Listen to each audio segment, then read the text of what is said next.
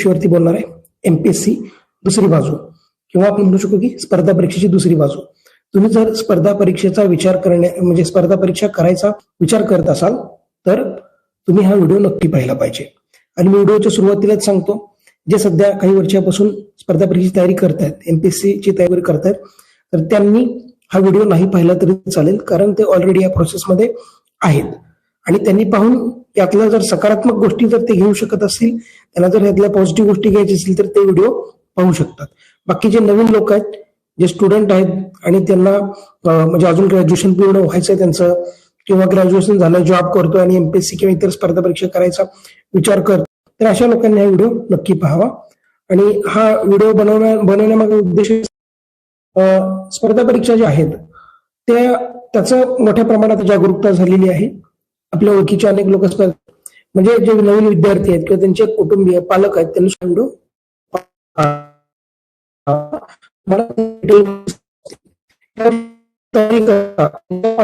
म्हणजे तुम्हाला समजेल की काय प्रॉब्लेम, आपण घरच्यांचा याच्यामध्ये काय रोल असला पाहिजे, मुलांची भूमिका काय असली पाहिजे, हे सुद्धा सगळं आपण या व्हिडिओमध्ये पाहणार आहे. तर सुरुवात सांगतो की एक दुरून डोंगर साजरे असं होतंय का सध्या, तर काही प्रमाणात असं होताना दिसत. म्हणजे डोंगर दुरून छान दिसतो, हिरवा छान एकदम सुंदर, पण जसं डोंगर चढायला लागतो खाचखळगे, काटे, इतर जे काय आपल्याला धोकादायक गोष्टी, भीती वाटते, निराशा येते, काही लोक असते नसते तरी सुद्धा लोक ते छान दिसतं म्हणून जातात आणि मग आयुष्यातली महत्वाची वर्ष त्यात वाया जाऊ शकतात.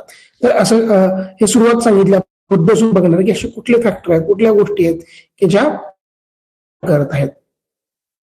तर आपण डिटेलमध्ये सगळ्या गोष्टी बघणार. सुरुवातीला वरून सांगतो की काय प्रॉब्लेम आहे, दुसरी बाजू म्हणजे काय. पहिली बाजू काय असते, सक्सेस आहे, यश आहे, एक समाजामध्ये असलेला प्रतिष्ठा आहे, एक शासकीय नोकरी, तुम्हाला जॉब सिक्युरिटी आहे, त्यानंतर काहीतरी चांगलं करायची संधी आहे, एक वेगळा दृष्टिकोन आहे समाजाचा बघण्याकडे. जेव्हा पोस्ट निघत नाही तेव्हा बोलणारे लोक आणि पोस्ट निघाल्यानंतर तुम्हाला खांद्यावर घेणारे लोक हे अनेक आपण पाहतो. ही एक पहिली बाजू. दुसरी बाजू काय याच्यामध्ये, तर हे जे महत्वाचे मुद्दे आहेत की ही प्रोसेस वेळ खाऊ आहे. म्हणजे याच्यामध्ये जर आपण स्पर्धा परीक्षेला आलो, आपण असं पाहतो की जेव्हा आपण येतो तेव्हा म्हणतो की 1 वर्ष अभ्यास करेन, लगेच पोस्ट काढेन, किंवा फार तर 1-2 वर्षात काढेन. असं होत नाही, अनेकांच्या बाबतीत असं होत नाही. 1 वर्ष, 2 वर्ष, 3, 4, 5, 6, 7, 8, 10 वर्षापर्यंत सुद्धा प्रोसेस लांबत जाते. ही प्रोसेस वेळखाऊ आहे. काय वेळखाऊ आहे ते आपण बघूया डिटेलमध्ये. त्यानंतर जी सुरुवात असते ह्या प्रोसेसची, काय जाहिरात येत असते, अमुक पदांची जाहिरात वगैरे, ती जाहिरात अनेकदा वेळेवर येत नाहीये, हे तुम्हाला माहिती पाहिजे. कारण तुम्ही इकडे येताय याचा अर्थ आयुष्यातला महत्वाचा वेळ, तुमचे पैसे, तुमचे एवढंच नाही तर तुमची सगळी स्वप्न आपण याच्यामध्ये इन्व्हेस्ट करत आहे. तर ह्या गोष्टी माहिती पाहिजे. तुमची सगळी बिअर करायची कॅपॅसिटी असेल, तुमची आर्थिक, मानसिक, कौटुंबिक, आणि समजा तुम्हाला यायचंच आहे, पोस्ट काहीतरी चांगलं करून दाखवायचं, मला चांगलं काहीतरी करायचं आहे, काही असो, मी येणार, मी करणार, सगळ्या गोष्टी मी फेस करतो, हा तुमचा डेट असेल तर यू आर वेलकम. पण तुम्हाला माहिती पाहिजे आता काय डिसिजन घ्यायचं तुम्हाला घ्या. आणि मला ज्या गोष्टी दिसल्या किंवा आजूबाजूला जे पाहतो ते मी तुम्हाला सांगण्याचा प्रयत्न करतोय. काही मला गोष्टी पटणार नाहीत तर हा तुमचे मत असू शकते, मी काय त्याला नाकारणार नाही. पण मला जे वाटते, आज जे सांगणं गरजेचं वाटतं मला सांगतो. आता कंबाईनची जाहिरात मागच्या वर्षात येऊन परीक्षा व्हायला पाहिजे होती, नाही आली. 9 महिने लेट आली जाहिरात. त्यानंतर वेळ सुद्धा वाढवावं लागलं सरकारला, का तर जाहिरात उशिरा काढली. आता राज्यसभा पूर्वपरीक्षा डिसेंबरला झाली 2024ची. ऍक्च्युली वेळापत्रकानुसार याची मुख्य परीक्षा डिसेंबर 2024 व्हायला पाहिजे होती, तर ती पूर्वपरीक्षा झाली, अजून पूर्वपरीक्षेचा निकाल लागेल, मग त्यानंतर मुख्य परीक्षा होईल, मग बाकीच्या गोष्टी होतील. म्हणजे इतकं हे पोस्टपोन होत आहे.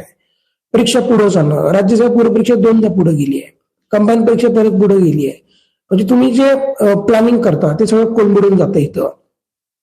त्यानंतर उशिरा लागणारे निकाल, म्हणजे एक्झाम्स होत आहेत, एक्झाम होती खूप उशिरा लागले. त्यानंतर कोर्ट केसेस चालतात पण जॉईनिंग होत नाही. कोर्ट केसेस चालतात, मॅट मध्ये केस चालते, त्यानंतर हायकोर्टमध्ये केस चालते, सुप्रीम कोर्टात चालते, अनेक वर्ष निकाल लागत नाहीत, जॉईनिंग अडून बसते. तर ह्या सगळ्या गोष्टी आहेत. आता उदाहरण बघा, उपजिल्हाधिकारी तहसीलदार होणे नियुक्ती न मिळाल्याने काहींचे लग्न मोडले, काही इतर प्रॉब्लेम झाले. 2022ची परीक्षा आहे, उपजिल्हाधिकारी, तहसीलदार, अन्य असे 623 पदावर निवड झालेले अधिकारी आहेत, अजून सुद्धा त्यांची जॉईनिंग नाही आहे. 3 वर्षापासून ही प्रक्रिया सुरू आहे. हे उमेदवार आर्थिक परिस्थिती बिकट आहे, मिळेल ते काम ही लोक करत आहेत. 5-7 वर्ष उमेदीची वर्ष ह्या स्पर्धा परीक्षेमध्ये जात आहेत. म्हणजे मी कोणाला डिमोटिवेट करत नाहीये, हे फॅक्ट आहे, ही आजच्या लोकसत्ताची न्यूज आहे, ही मी तुम्हाला दाखवतोय. हे बघून कोणी घाबरू नका, म्हणजे हे असंच चालेल असं नाही, पण जे आहे ते सांगणं हे मला योग्य वाटतं. कारण वर सगळं छान आहे, हा होता निवड होतीये, या कोणी पण या करा, असं नाही. तुम्हाला तीच चांगली बाजू माहिती आहे ना, तर ही पण थोडीशी माहिती पाहिजे, तुम्ही याची माहिती घ्या. तर इथं हे जे अधिकारी आहेत त्यांना अजून जॉईनिंग नाही आहे, मग ते आर्थिक गोष्टींचा ते बिकट परिस्थिती सामना करत आहेत. अजून कुठले फॅक्टर आहेत जे ह्या स्पर्धा परीक्षेवरती परिणाम करतात? जागांची संख्या, हे काय फिक्स नसते, इतक्या जागा काढल्याच पाहिजे, सरकारवर बंधन नाही. 2020च्या जाहिरातीत 200 जागा आहेत, 21च्या जाहिरातीत 400 आहेत, 22च्या जाहिरातीत 600, 23ला 300, 24ला सुरुवातीला कमी येतात, तर थोड्याशा परीक्षेमध्ये तुम्हाला माहित नसेल नवीन लोकांना, तर ते सांगतोय की आपण परीक्षा देऊन येतो, त्याची एक कार्बन कॉपी आपल्याकडे असते, मी काय उत्तर दिली याची, मग आयोग उत्तर काय ती आन्सर की मध्ये सांगतं, ते आन्सर की बघून आपले कार्बन पास यायचे, मला किती मार्क पडले ते पाहायचं. मग त्याच्यावर एक अंदाज येतो की मी पूर्व परीक्षेला पास होणार आहे का, किंवा ऑब्जेक्टिव्ह मुख्य परीक्षा तर त्यात मी पास होणार एक अंदाज येतो. परंतु काय होतं, ह्या आन्सर की मध्ये ना आपल्याला ऑब्जेक्शन घ्यायची एक संधी असते. म्हणजे आयोगाने काही उत्तर चुकीची दिलीत तर आपण त्याच्या विरुद्ध आयोगाकडे दाद मागू शकतो. मग फायनल आन्सर की येते, त्यामध्ये अनेक प्रश्नांची उत्तर वगैरे बदलतात. मग त्यामुळे पहिल्यांदा जे मार्क पडलेत त्याच्यामध्ये बदल होतात. काही चांगले मार्क असतात, त्यांना वाटतं मी पास होऊन, पण ते परत फायनल की मुळे त्यांचे मार्क कमी होऊन कदाचित नापास सुद्धा होऊ शकतात. तर हा पण एक मोठा फॅक्टर आहे, ज्यामुळे एखादं वर्ष आपलं अजून वाढू शकतं. मुलाखत एक महत्वाचा टप्पा मानला जातो. मुलाखतीमध्ये मागच्या वेळेस साधारणतः 100 मार्क होते, परंतु आता नवीन पॅटर्न मध्ये 250 अधिक मार्क मुलाखतीला आहेत. त्या मुलाखतीच्या ठराविक तेवढ्या वेळेमध्ये आपण काय बोलतो, आपण स्ट्रेस घेतो का, किंवा इतर अनेक फॅक्टर आहेत, आपला कॉन्फिडन्स, इतर आपल्या जी बॉडी लँग्वेज किंवा इतर सगळ्या जे काही तिथल्या ऑन दी स्पॉट घडणाऱ्या गोष्टी, याच्यावरला सुद्धा अनेक मार्क्स कमी जास्त होतात. फार 40 मार्क पासून 70-72 मार्क 100 पैकी मुलांना पडतात. ही जी 30 मार्काची रेंज आहे, याच्यामुळे सुद्धा तुम्ही यादीत येऊ शकता, बाहेर जाऊ शकता, वर्ग 1 वरून वर्ग 2 जाऊ शकता, वर्ग 2 वरून वर्ग 1 होऊ शकता, काही होऊ शकतं. आता 250 अधिक मार्काची मुलाखत आहे, तर हा पण फॅक्टर लक्षात ठेवा. लेखी पेपर, आता काही पेपर ऑब्जेक्टिव्ह आहेत, काही लेखी आहेत सध्याच्या पॅटर्न मध्ये. आता लेखीमध्ये मार्कांचं व्हेरिएशन दिसतं की कधी मार्क येतात, कधी येत नाहीत. तपासणारा जो व्यक्ती आहे त्याच्यामध्ये एकनिष्ठता असू शकते, पण याच्यामुळे सगळ्याच काही मार्क पडतात असं नाही. आपण अभ्यास केला, चांगला पेपर लिहिला तर मार्क पडणार आहेत, पण थोडंच 1-2 मार्क इकडे तिकडे होऊ शकतात. पण स्पर्धा परीक्षेमध्ये 2.5 लाख मुलं आणि 400 जागा ह्या समीकरणात 1-2 मार्क मोठी गोष्ट आहे. एका मार्कावर 100 मुलं तुम्हाला निकालात दिसतील. आणि परत पुढची मोठी लेखी परीक्षा होणार आहे, ती तर खूप मोठ्या मार्कांची आहे, त्यामुळे तिथे सुद्धा हा फॅक्टर तुम्ही लक्षात ठेवा.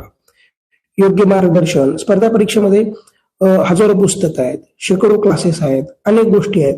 ह्यांच्यामध्ये तुम्हाला योग्य असं मार्गदर्शन करणारा क्लास कुठला हे कळलं पाहिजे, पुस्तक कुठली, सिलेबस, जुने पेपर, एक योग्य अभ्यासाची पद्धत, ह्या सगळ्या गोष्टी तुमच्या जुळून घ्याव्या लागतील. ह्या सगळ्या गोष्टी तुम्हाला माहिती असाव्या लागतील. कुठल्या म्हणजे चुका करायच्या नाहीत, काय करायला पाहिजे, ह्या सगळ्या गोष्टी आपण केल्या तर यशस्वी होऊ शकतो. त्यानंतर ही जे आपण मग पाहिलं की 3-3 वर्ष किंवा 5-5, 7-7 वर्ष मुलं प्रोसेसमध्ये आहे, त्यामुळे कसं होतं, आर्थिक ताण येतो. घरचे सुरुवातीला पैसे देतात तुम्हाला, नंतर मात्र ते प्रश्न विचारू लागतात, कसं काय होत नाही अजून, याच्यानं मानसिक तणाव वाढतो. आजूबाजूचे लोक विचारतात, सुरुवातीला सगळ्यांना छान वाटतं, अरे वा आदिती होणार, साहेब होणार, पण नंतर जेव्हा 1-2-3 वर्षानं दिसतं की याचं काहीच होत नाही, मग ते प्रश्न विचारतात. ते सहज बोलला तर आपल्याला वाटतं की अरे मला तो असं बोलला, मग मानसिक तणाव वाढतो, सामाजिक तणाव वाढतो, झोप लागत नाही, झोपेतनं उठलं तरी परत झोप लागत नाही, म्हणजे खूप शरीरावरती निगेटिव्ह इम्पॅक्ट होतात आणि काही झालं मी पाहिले आहेत. त्यामुळे सांगतोय, म्हणजे जे सध्या प्रोसेसमध्ये काही घाबरायचं कारण नाहीये, तुम्ही तुमच्या परीने करा, पण एक ही बाजू पण आहे हे सांगण्याचा माझा प्रयत्न आहे. मी काही असं करूच नका किंवा कराच असं सांगत नाही, माहिती हवी, त्यासाठी हा मुद्दा व्हिडिओ बनवतो आहे मी. ताणतणाव येतो, डिटेल खूप बोलण्यासारखं आहे, पण थोडक्यात गोष्टी सांगतोय. प्लॅन बी असणं आजच्या याच्यात गरजेचं झालेलं आहे, कारण इतके सारे फॅक्टर असतील तर आपण जी डिग्री घेतोय त्याच्यावरून किंवा आपल्याकडे काय स्किल किंवा आपलं काही घरचं बॅकग्राऊंड आहे त्याच्यावरून दुसरीकडे शिफ्ट होऊन म्हणजे काही वर्ष केलं आणि अपयश आलं तर मी दुसरीकडे जाऊ शकतो का, हा पण विचार तुम्ही येताना आधी करणं गरजेचं आहे. एक महत्वाची गोष्ट की भीती नको पण जागरूकता हवी. या गोष्टी आहेत, समोर या अडचणी आहेत किंवा इतरही असू शकतात, मी माझ्यापर्यंत सांगण्याचा प्रयत्न करत आहे. तुम्हाला माहिती हवी म्हणून हा व्हिडिओ बनवत आहे. आणि अजून एक की हे काही इम्पॉसिबल नाही, सुरुवातीलाच सांगितलं. तुम्ही येण्याचा ठाम निर्णय जर केला असेल, येणाऱ्या परिस्थितीत तोंड द्यायची तयारी असेल, तुमच्याकडे संयम असणं गरजेचं आहे, आत्मविश्वास असणं गरजेचं आहे, कष्ट करण्याची तयारी हवी, योग्य दिशेने जायची तयारी हवी, स्वतःमध्ये बदल करण्याची तयारी हवी, मी कुठे चुकतंय हे वेळेवर ओळखण्याची तयारी हवी. एक दोन अटेम्प्ट दिल्या नाही झालं तर मग का नाही झालं म्हणून मी जुने माझ्या चुका हुडकून त्याच्यावर काम करण्याची तयारी हवी. न की दरवेळेस वेगवेगळे बदल करत बसणं. बदल केले पाहिजे पण त्याच्या आधी बदल करण्याचा मागचा जो बेस आहे तो नीट चेक केला पाहिजे. हे का मी का करतोय, जुन्या चुका काय आहेत, ह्या सगळ्या गोष्टी आपण करून स्वतःला ह्या प्रोसेसमध्ये ठेवून अपडेट म्हणजेच मला कसं ग्रो करता येईल, माझे कसे मार्क्स वाढवता येतील किंवा माझी दिशा चुकत असेल तर मी कसा ट्रॅकवर येईल, ह्या सगळ्या ज्या गोष्टी आहेत ना त्या गोष्टी आपण करून आपण पद मिळवू शकतो. अनेक लोक असतात की सुरुवातीला अपयशी ठरले, वाटले नव्हते की त्याला पोस्ट मिळेल पण त्यांनी पोस्ट काढली, असं महाराज नाही खूपच नका असं पण नाहीये. पण आधीच सांगतो. आणि त्याचबरोबर दुसरं पण असं की मी जी चांगली बाजू आहे किंवा पोस्ट मिळते, छान होतं, बदल होतो, माणसाचं आयुष्य बदलतं, मी पाहिलेलं आहे. खूप कठीण परिस्थितीत आलेले लोक पोस्ट मिळवली, आज चांगलं ते स्थिर स्तरावर झालेले आहेत. पण त्यासाठी त्यांनी अनेक अपयशे पचवली, हार्डवर्क केलं आणि मग ते इथं आले. त्यामुळं पॉसिबल पण आहे, परंतु दिनभरचा विचार पाहिजे. घरच्यांना पण सगळ्या गोष्टींची कल्पना दिली पाहिजे. प्रत्येक टप्प्यावरती काय घडतंय घरी सांगितलं पाहिजे, घाबरलं नाही पाहिजे. फ्री गेली तर सांगायचं गेली, खोटं न बोलला पुढे बर्डन वाढत जातं. अशा सगळ्या अनेक गोष्टी आहेत. तर तुम्ही जर येण्याचा विचार करत असाल, सरासरी विचार करा, घरच्यांची सगळ्यांची निर्णय घेण्याआधी चर्चा करा, निर्णय घेतल्यानंतर ठाम राहा आणि योग्य असं मार्गदर्शन घेऊन, स्वतः अभ्यास करून, सकारात्मक राहून, स्वतःच्या आरोग्याची काळजी घेऊन तुम्ही याच्यामध्ये यशस्वी व्हा. तुम्हा सर्वांना शुभेच्छा. व्हिडिओ आवडल्यास लाईक करा, चॅनलला सबस्क्राईब करा, तुमच्या मित्रांना व्हिडिओ पाठवा.